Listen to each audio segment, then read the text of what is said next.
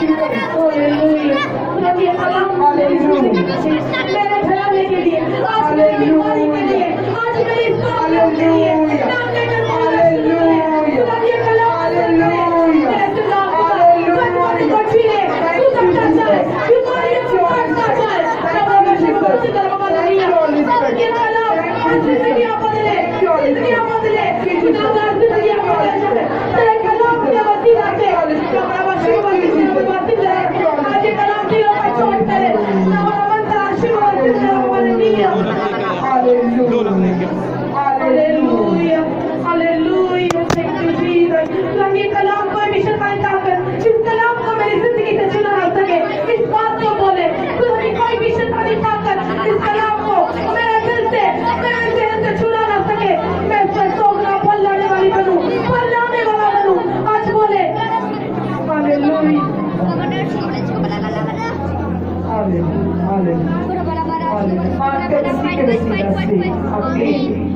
सब अपनी जगह पे बैठे। अगर ज्यादा लोग हैं तब बाहर बैठना, अंदर नहीं आना क्योंकि जगह नहीं।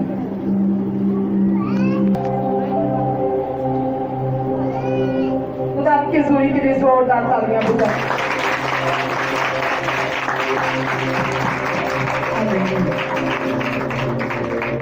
अपना दाहिना हाथ अपने सर पे रखें और अभी वो वक्त है कि आप अपने मुंह से इकरार करोगे कि मेरा बदन यीशु का मक़दस है, मेरा बदन यीशु का घर है। इसमें किसी बीमारी का, किसी लाचारी का, किसी सुस्ती कायली का, किसी भी इब्लीस के कामों का, किसी भी नापाक पत्थरों का कोई भी काम नहीं है। कोई भी जादू टोने का, कोई भी नापाक असर का इस बदन के अंदर कोई काम नहीं है। ये बदन मेरे यीशु का घर है। इकरार करें अपनी ज़बान से, कहना शुरू करें क्योंकि आपका बदन है। आप इकरार करें कि ये क्या है और इकरार करें कि ये यीशु का घर है। इसी में किसी भी बीमारी का, लाचारी का, इब्लीस का, जादू टूने का, नापाक बदरुओं का कोई भी काम नहीं है। ये बदन मेरे यीशु का घर है। Hallelujah, hallelujah, hallelujah. हम अपने बदनों को तेरी हजूरी में देते। खुदा ये बदन तेरा घर है। इसमें कोई भी बीमारी, लाचारी, जादू टोना, तवीज़ ठहर नहीं सकता क्योंकि ये बदन तेरे मक़दस है। खुदा आज जिस बदन के अंदर भी कोई प्रॉब्लम है, तेरा कलाम जो रूह की तलवार है इस बदन में से इसको जड़ से काटे और ये बाहर निकले यीशु के नाम, यीशु के नाम, यीशु के नाम। आमीन। आज कितने लोग खुश हैं खुदा की हजूरी में? हाथों को लहराते हुए पाक रूह को वेलकम करें, पाक रूह को वेलकम करें क्योंकि ये पाक रूह के काम है जो हम सब देखते हैं। Hallelujah, hallelujah, thank you Jesus, thank you holy spirit. आज हम खुदा के कलाम में से देखेंगे मत्ती की अंजील, मत्ती की अंजील उसका 16 बाब, उसकी 13 आयत से लेके 16 आयत तक।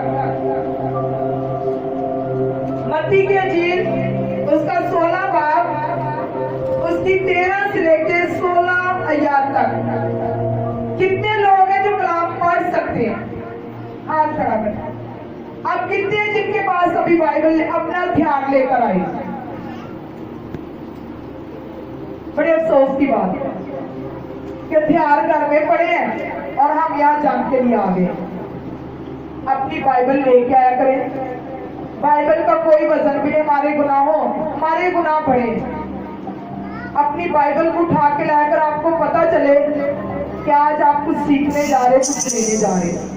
चलो जो नहीं पढ़ सकता, जिसके पास नहीं है उसकी तो ये मजबूरी है, लेकिन जो पढ़ सकता है, बाइबल भी घर में है, तो बाइबल के बगैर आता है, समझो वो बंदा सही ऐसा जंग जीतने वाला नहीं है, न जंग करने वाला है। हम खुदा के कलाम में से सुनेंगे बड़ी तवज्जो के साथ। खुदा के कलाम में लिखा है, जब यीशु कैसरिया फिलिप्पी के इलाका में आया तो उसने अपने शागिर्दों से ये पूछा कि लोग इब्ने आदम को क्या कहते हैं। उन्होंने कहा, बाज यूहन्ना बपतिस्मा देने वाला कहते हैं, बाज एलिया, बाज यिर्मयाह या नबियों में से कोई। उसने उनसे कहा, मगर तुम मुझे क्या कहते हो? शिमोन पतरस ने जवाब में कहा, तू जिंदा खुदा का बेटा मसीह है। खुदा के पढ़े और सुने जाने पर खुदा की बरकत हो। कितनों को हवाले की समझ आई? सबको आई। हम खुदा के कलामे से देखते हैं कि यहाँ पर जैसे हम तैयार हो जाते एक दूसरे से पूछते कि कैसे लग रहे हैं। यहाँ पर यीशु भी जो है वो फीडबैक मांग रहा है। फीडबैक किस बात का मांग रहा है? वो अपने शागिर्दों से कहता है कि लोग मेरे बारे में क्या कहते हैं। अब एक बात वाज़ेह हो रही है कि यीशु जो है वो कैसरिया और फिलिप्पी के इलाका में आया। इसका मतलब है कि यीशु पीछे और भी बहुत सारे इलाके जो है वो घूम चुके थे मनादी के सिलसिले में, और जब वो कैसरिया में पहुंचे तो वहां आकर यीशु ने शागिर्दों से ये पूछा, ये सवाल किया कि लोग मुझे क्या कहते हैं। यहाँ पर यीशु जो है वो फीडबैक मांग रहे हैं, वो फैक्ट्स मांग रहे हैं कि मुझे चाहिए कि लोग मुझे बाहर क्या कहते हैं। अब बात यह है कि फीडबैक एक ही तरह का नहीं मांगा, फीडबैक दो तरह का मांगा है। इस हवाले में दो सवाल है। सबसे पहले यीशु ने कहा कि लोग मुझे क्या कहते हैं। दूसरे सवाल में कहा कि तुम मुझे क्या कहते हो। कितने सवाल है जी? दो है। पहला सवाल है कि लोग मुझे क्या कहते हैं। दूसरा सवाल है कि तुम मुझे क्या कहते हो। दोनों सवालों में यीशु फीडबैक मांग रहा है। यीशु देखना चाहता है कि मुझे किस बात से जाना जाता है, मुझे किस नाम से जानते हैं, मेरी कितनी की पहचान है, मुझे किस नाम से पहचाना जाता है। और वो शागिर्दों से ये सवाल करता है, क्योंकि जो ज्यादा करीब होता है हम उसी से सवाल करते हैं कि हम कैसे लग रहे हैं, कैसा लगा हमारा ये बात करना, कैसा ये बात हमारी लगी आपको, ताकि जो करीब है वो हमें जानता है। और इसी तरह यीशु ने ये सवाल अपने शागिर्दों से किया। पहला सवाल कहता है कि लोग मुझे क्या कहते हैं, और दूसरा सवाल कहता है कि तुम मुझे क्या कहते हो। एक सवाल उसने लोगों का फीडबैक मांगा और एक सवाल उसने शागिर्दों का फीडबैक मांगा, और दोनों सवालों में बात कुछ इस तरह वाज़ेह होती है कि शागिर्दों ने कहा कि यीशु लोग आपको बाय कोई यिर्मयाह, कोई एलिया, कोई नबियों में से कोई कुछ कहता है। आज जब ये मैसेज तैयार कर रही थी तो मुझे अपने पापा जी की एक बात बहुत अच्छी लगी। वो अक्सर कहते हैं कि शागिर्द यीशु के साथ रहते थे। कितने शागिर्द थे? 12 शागिर्द थे। अब 12 से यीशु ये सवाल कर रहा है कि लोग मुझे क्या कहते हैं। और उसने जब दूसरा सवाल किया कि तुम मुझे क्या कहते हो, तो पहले तो जो लोगों वाली बात है वो तो सबने बताई कि यीशु तुझे बाहर ये कहा जाता है, वो कहा जाता है, इस नाम से जाना जाता है। लेकिन यहाँ पर बात आती है कि तुम मुझे क्या कहते हो। यहाँ पर एक ही शागिर्द का मुंह खुला था और वो पतरस था, जिसने कहा था कि तू जिंदा खुदा का बेटा मसीह है। ये अक्सर कहते हैं कि बाकी शागिर्दों ने इस सवाल का जवाब क्यों ना दिया, क्यों सिर्फ एक पतरस ने ये बात कही, क्यों पतरस ही अकेला जानता था कि ये जिंदा खुदा का बेटा मसीह है, फिर क्यों पतरस ने जवाब दिया। वो इस बात को कुछ इस तरह वाज़ह करते हैं। वो कहते हैं कि आज भी जो लोग खुदा को मानने वाले हैं, कहते हैं कि हम यीशु को मानते हैं, जब बाहर कोई बात होती है तो वो उल्टे सीधे तरीके से जो है वो मिशनों का चक्कर ला के यीशु को फंसा देते हैं, ना आगे के ना पीछे के। लेकिन पतरस चूंकि खुदा के साथ रहता था, पतरस की रफाकत यीशु के साथ सच्ची थी, पतरस जो है खुदा से प्यार करता था और इस बात को जानता था कि वो जिंदा खुदा का बेटा मसीह है। बाकी कोई कुछ कोई कुछ कोई कुछ। अगर वो शागिर्दों का ये हाल था तो इसका मतलब ये जाहिर होता है कि वो दुनियादारी में ज्यादा इंटरेस्टेड थे, वो दुनियादारी के साथ ज्यादा दिलचस्पी रखते थे। तभी वो जानते थे कि यीशु तुझे इसने ये कहा, तुझे इसने ये कहा, तुझे उसने वो कहा। लेकिन पतरस ने कोई ऐसी बात नहीं की। उसने एक ही बात कही कि तू जिंदा खुदा का बेटा मसीह है। आज हमसे कोई सवाल करे तो हमारा भी हाल इन्हीं शागिर्दों जैसा है। हम सिर्फ मिशनों में डूब के तो यीशु को भी भूल गए।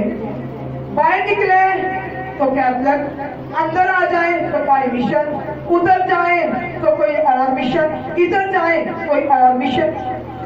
तो फिर बात तो वही हो गई कि यीशु तुझे बाहर कोई कुछ कहता है, कोई कुछ कहता है, कोई कुछ कहता है। लेकिन पतरस ने कहा कि तू जिंदा खुदा का बेटा मसीह है। अब यहाँ पर सवाल ये पैदा होता है कि यीशु ने ये दो सवाल किए, दोनों सवालों में से जो जवाब दिया गया वो पतरस ने दिया, वो फीडबैक पतरस ने दिया कि यीशु तू जिंदा खुदा का बेटा मसीह है। ये तो हमारी सवाल को जाहिर कर रहा है जो यीशु पूछ रहा है। लेकिन यहाँ पे एक फर्क नजर आ रहा है कि खुदा के बारे में जानना, अब गौर से सुनिए, खुदा के बारे में जानना और खुदा को जानना। बारे में जानना पहले सवाल को जाहिर कर रहा है कि खुदा के बारे में जानना कि बाहर लोग क्या कहते हैं मेरे बारे में। लेकिन दूसरी बात खुदा को जानना।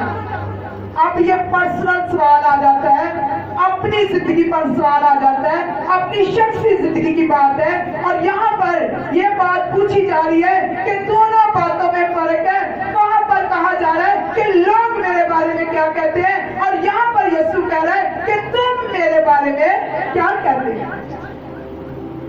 इसका मतलब है कि खुदा के बारे में जानना और खुदा को जानना दो बातें, बारे में जानना और खुदा को जानना। अब खुदा को हम कैसे जान सकते हैं? सवाल ये होता है कि अगर मुझसे और आपसे कोई सवाल करे कि तुम मुझे क्या कहते हो, और ये हमारा आज का टॉपिक भी है कि तुम मुझे क्या कहते हो। आज हमसे कोई सवाल करे कि तुम मुझे क्या कहते हो, तो हमारे पास क्या जवाब? वो जवाब नहीं जो बाप गदाओं से चला आ रहे कि यीशु चरनी में पैदा हो गया, यीशु ने सलीब उठाई, कोड़े खाए, जिंदा हो गया, और ये बात हम बाप दादा से सुनते आ रहे हैं और ये हमारा जानना है। ये जानना नहीं, खुदा को जानना। तुम मुझे क्या कहते हो? लोगों का तो हमने सुन लिया कि कोई कुछ कहता है, कोई कुछ कहता है। लेकिन आज बात हमारी हो रही है कि तुम मुझे क्या कहते हो। और जब तुम की बात होती है तो एक एक जिंदगी से सवाल है कि तुम मुझे क्या कहते हो। अब पतरस तो जानता था, पतरस ने तो जवाब सही दे दिया कि तू जिंदा खुदा का बेटा मसीह है। आज हमारे पास क्या जवाब है? आज हम क्या कहते हैं? वो बाप दादा वाली बात को छोड़ दे कि यीशु चरनी में आया, यीशु मर गया, तीसरे दिन जी उठा, ये हमारा जानना है। ये जानना नहीं, अब पर्सनल सवाल है। यहाँ पर यीशु ने ये नहीं कहा कि तेरे बाप दादा क्या कहते थे, वो मुझे कैसे जानते थे। उसने कहा तुम मुझे क्या कैसे जानते, तुम मेरे बारे में क्या कहते हो। या तुम मुझे क्या कहते हो? बात हमारी हुई। इसका मतलब है कि यहाँ पर पर्सनल रिलेशनशिप को जाहिर किया जा रहा है कि हमारा पर्सनल रिलेशन, हमारी शख्सी जिंदगी, हमारा खुदा के साथ तल्लुक, क्योंकि जब तक किसी के साथ तल्लुक नहीं होगा हम कैसे उसको जानेंगे कि ये बंदा कैसा है। जब हमारा किसी के साथ राब्ता होता है, रिलेशन होता है, हमारा वक्त गुजरता है उसके साथ, हम उसकी आदतों से वाकिफ होते हैं, वो हमारी आदतों से वाकिफ होता है, तो फिर ही हमें मिलजुल कर पता चलता है कि ये बंदा कैसा है। क्या कोई बगैर बताए भी बता देगा कि भाई ये पसंद करता है, इसकी ये आदतें हैं, ये है वो? कुछ है किसी के पास ऐसा इल्म जो बगैर बताए कह दे कि ये बंदा ऐसा है? जब तक उसके साथ बैठेंगे नहीं, बात नहीं करेंगे, उसके साथ नहीं टाइम बताएंगे, उसके साथ मिलकर बैठेंगे नहीं, तो कैसे पता चलेगा? और वो तो सवाल कर रहे हैं कि तुम मुझे क्या कहते हो, तुम मुझे क्या कहते हो? उसने ये बात पर्सनल की है, हर जिंदगी से सवाल किया है, मुझसे, आपसे। वो कह रहा है कि तुम मुझे क्या कहते हो। अब ये जानने के लिए कि हम यीशु को क्या कहते हैं, ये हमारा पर्सनल रिलेशन, हमारी शख्सी जिंदगी का तल्लुक होना यीशु के साथ बहुत जरूरी है। अब आप मुझे जानते हो कि मैं एक खादमा हूं, मुझे जानते हो कि मेरा हस्बैंड है, मुझे जानते हो कि मेरे बच्चे हैं, सब इन बातों को, मगर कोई ये तो नहीं बता सकता कि मैं क्या खाना पसंद करती हूँ, कोई ये तो नहीं बता सकता कि मुझे कौन सा कलर पसंद है। सारी बातें तो आप सब जानते हो कि ये मेरा घर है, ये मैं हूँ, ये मेरा हस्बैंड है, ये मेरे बच्चे। इससे ज्यादा तो नहीं आप जानते। लेकिन कौन जानेगा? जो हमारे करीब रहेगा, जो हमारे साथ बैठेगा, जो हमारे साथ खाए पिएगा, जो हमारे साथ वक्त गुजारेगा, वही जानेगा कि हमें कैसे वो जानता है। आज अपनी पर्सनल जिंदगी पर, शख्सी जिंदगी पर गौर करें कि मेरा सबसे पहले जो वजह है यीशु को जानने की, वो टाइम, अपना वक्त खुदा को देना। मैं इस बात को बड़ी परेशानी के साथ शेयर करने लगी हूँ कि 2 दिन से लोगों के फोन आते हैं, प्रेयर करती हूँ, फिर वही फोन आएगा। मैं एक ही सवाल करती हूँ कि सुबह दुआ की है, कलाम पढ़ा है, जवाब एक ही मिलता है कि टाइम नहीं है, ये बहाना, वो बहाना, ये काम, वो काम, और कलाम और दुआ के लिए नहीं बैठ सकते। आज मैं एक बात वाज़ेह करूं कि अगर तुम यीशु के बारे में नहीं जानते तो सवाल का जवाब भी आपके पास नहीं है। वो ये वाला सवाल नहीं कह रहा कि बाप दादा वाली बात बताओ कि मैं चन्नी में पैदा हुआ था, मैंने स्लीप उठाई, मैंने तेरे लिए कोड़े खाए। वो कहता तुम बताओ कि तुम मुझे क्या कहते हो। अब बात तो भाई अपनी आ गई है, शख्सी बात कर रहे हैं। यीशु यहाँ पर शख्सी तौर पर पूछ रहे हैं, हर एक जिंदगी से कह रहे हैं। अब यीशु को जानने के लिए सबसे बड़ी बात जो है वो टाइम है। जो बंदा खुदा को वक्त नहीं देता, जो इंसान खुदा की हुजूरी में नहीं बैठता, जो उसकी इबादत नहीं करता, जो उसके लिए वक्त को नहीं देता, तो क्या उसको वो जानता है कि यीशु कौन है?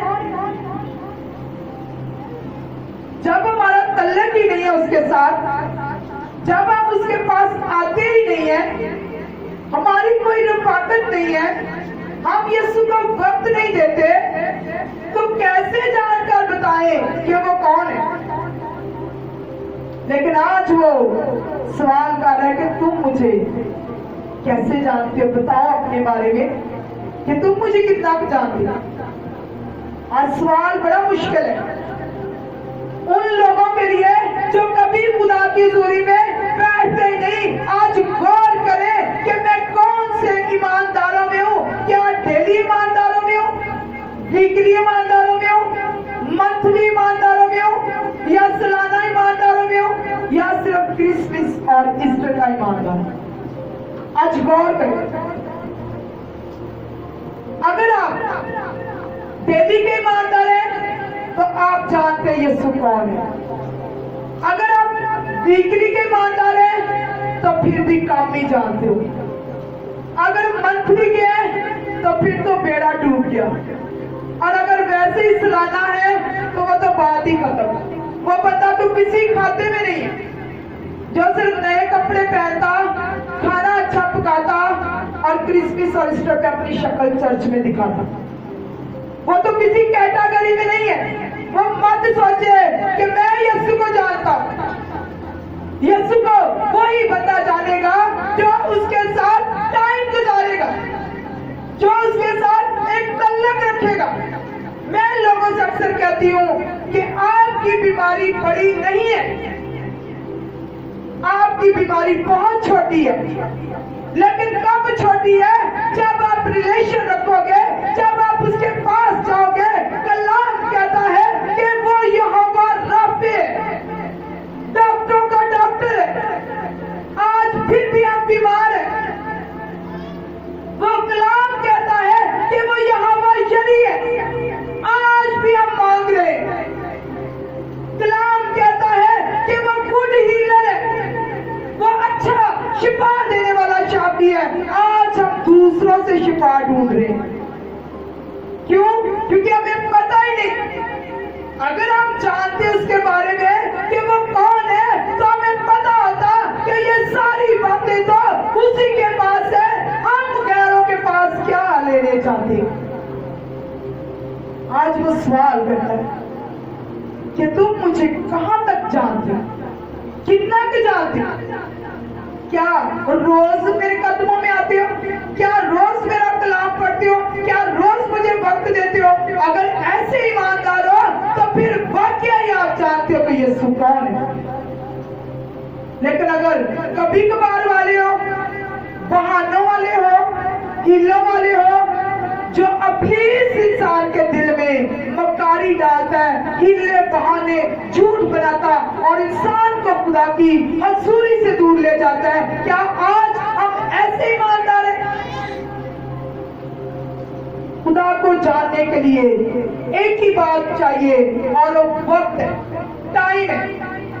जो बंदा खुदा की हजूरी में टाइम गुजारता है, कदमों में बैठता है, उसका कलाम पढ़ता है, कलाम के अंदर बातों को पढ़ता है, तो उसे पता चलता है कि मेरे बाप ने तो मेरे साथ कितने खूबसूरत वादे किए हैं। आज मैं क्यों दूसरों के दर के धक्के खा रहा हूं? आज मैं क्यों परेशान हो रहा हूं? वो तो कहता है कि तू मेरी इबादत कर तो मैं तेरे रोटी और पानी पर बरकत डालूंगा। आज अब रोटी और पानी के बताज है, आज हमारा रोटी और पानी बंद पड़ा हुआ है। कोरोना आ गया तो काम बंद हो गए, रोटी पानी बंद हो गया, लेकिन उसका तो वादा है कि तू मेरी इबादत कर तो मैं तेरी रोटी और पानी पर बरकत डालूंगा। क्या हम सच्चे हैं या यीशु सच्चा है? जब इस बात को हम जानते हैं, हम पहचानते हैं कि यीशु सच्चा है, तो ये भी जाने कि जो वादे कलाम के अंदर है वो राइट है और 100% सही है। जो वो कहता है वो करता है। आज हमारी पहचान कहां तक? वो कहता है कि तुम मुझे क्या कहते हो, हम उसे क्या कहते हैं। ये हर किसी से आज सवाल है और यीशु हर किसी से पूछ रहा है।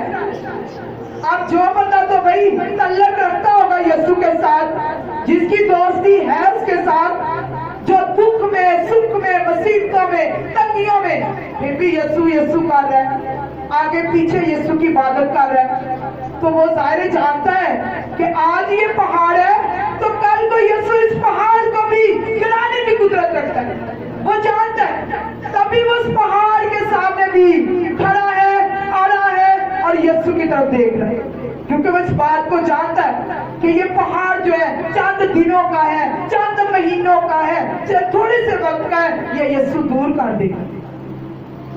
लेकिन अगर इंसान जानता ही ना होगा, कोई वक्त ही नहीं गुजारा होगा, कोई दोस्ती नहीं होगी, कोई तल्लक नहीं होगा, कलाम को साफ करके ऊंची जगह पे रखने की जगह नहीं है, कलाम को दिल में जगह दे, कलाम को खोले, कलाम को पढ़े। ये कलाम पढ़ने के लिए खुदा का कलाम कहता है कि एक वक्त आएगा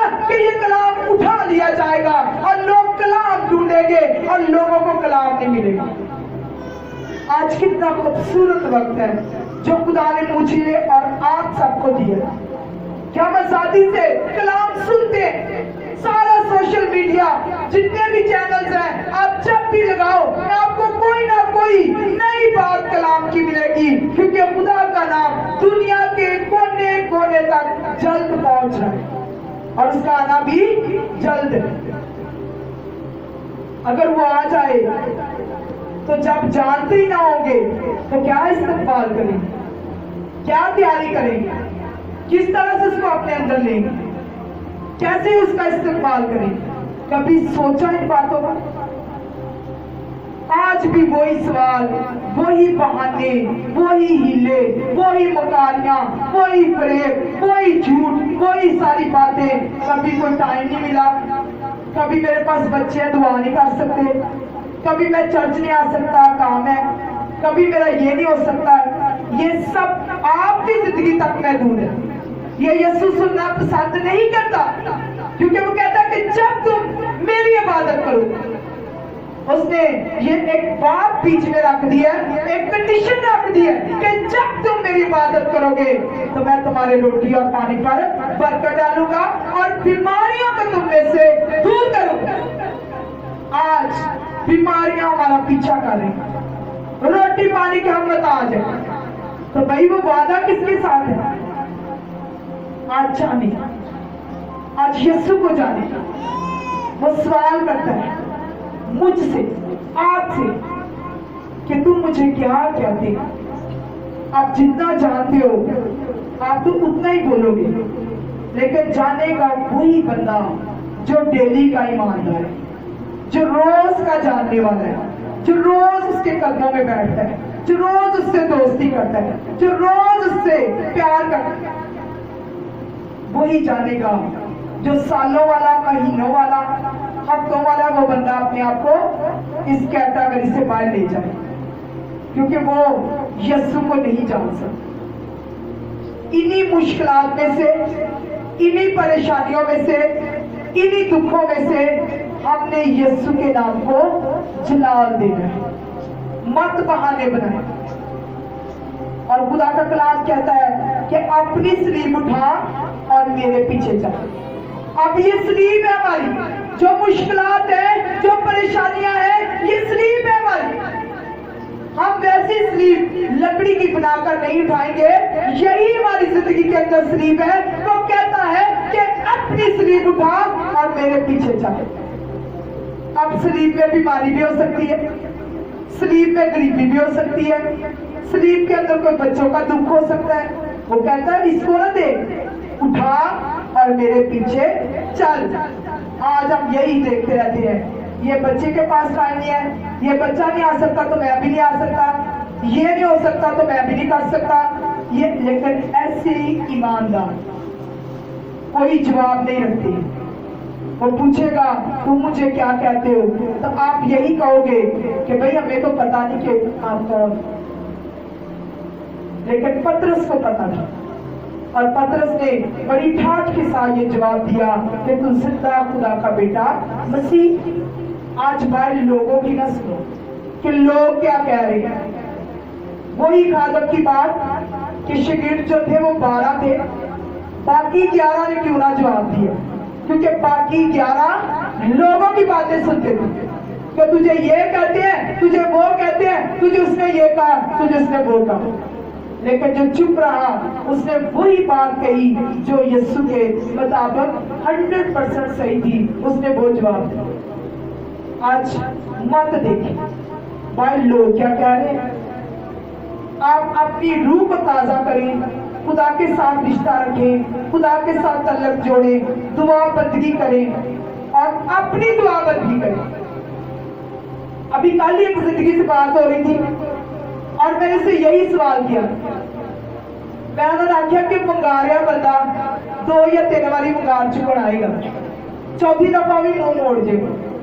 तो जे अपना काम आप ही बंदा करन लग पे तो उन्होंने किसी की भी जरूरत नहीं रहेगी।